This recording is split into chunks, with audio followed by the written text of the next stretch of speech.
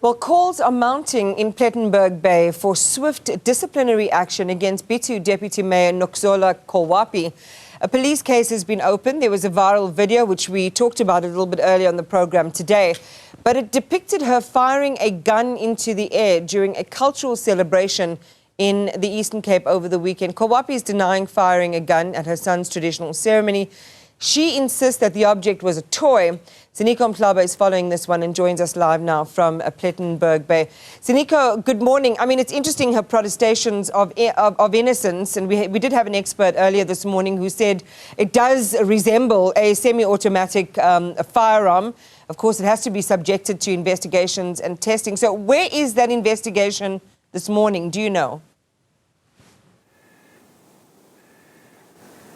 A very good morning to you, Iman. Yes, we do have some latest update. We've been speaking to the South African Police Service spokesperson here in the Southern Cape in Plet, and he's saying that, well, when it comes to the investigation, they are still at an early stage. However, he does confirm that there were police officers from the region who visited, the place, the street here in Plet, in one of the townships where that particular traditional ceremony was taking place, and also, did engage with the said person. And police cannot name that particular person, but we know that it is the deputy mayor of the Bitou municipality here in Southern Cape. So that's the latest from the police. However, we spoke about the outcry that has come out from the stakeholders in this particular small town of the Western Cape, and one of those is the Plettenberg Bay Taxpayers Association. And I'm joined now by the chairperson of the association, because they've come out gun blazing, saying that someone has to be held accountable, and that the council and law enforcement agencies must do their part in terms of ensuring that they get to the bottom of this particular saga. And I'm joined now by Mr. Tony, who's the chairperson of the association. So thank you very much for your time. You are clearly not happy with how law enforcement, but also, how the council itself, the executive, has been responding. But talk to us about what you've observed and what has led to the outcry that you've issued right now. I also understand that you are very much informed about gun ownership and gun handling as well. Talk to us about your concerns in terms of that video that surfaced. Okay. Firstly, I represent the Plettenberg Ratepayers Association. And besides being involved with the sanctuaries here in the Crags, I also have my own gun club. So I do know a little bit about guns.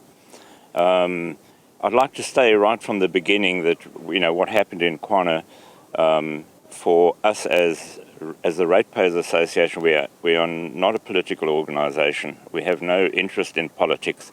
We're only looking for good governance, and this flies in the face of that.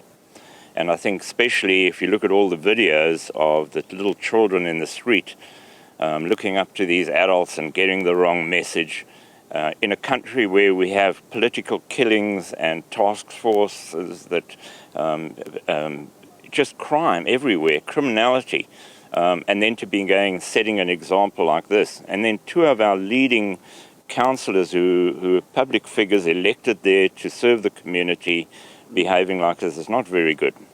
Okay, so we'll continue this conversation right now. Just need to take a break and throw back to studio. So, Iman, this is the chairperson of the Plettenberg Bay Ratepayers Association, and we're going to continue with this conversation so that it elaborates more in terms of his expertise when it comes to gun control and gun training.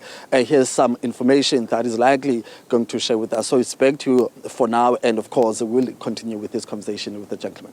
Ziniko Mhlaba, we look forward to those updates a little bit later on. Thank you.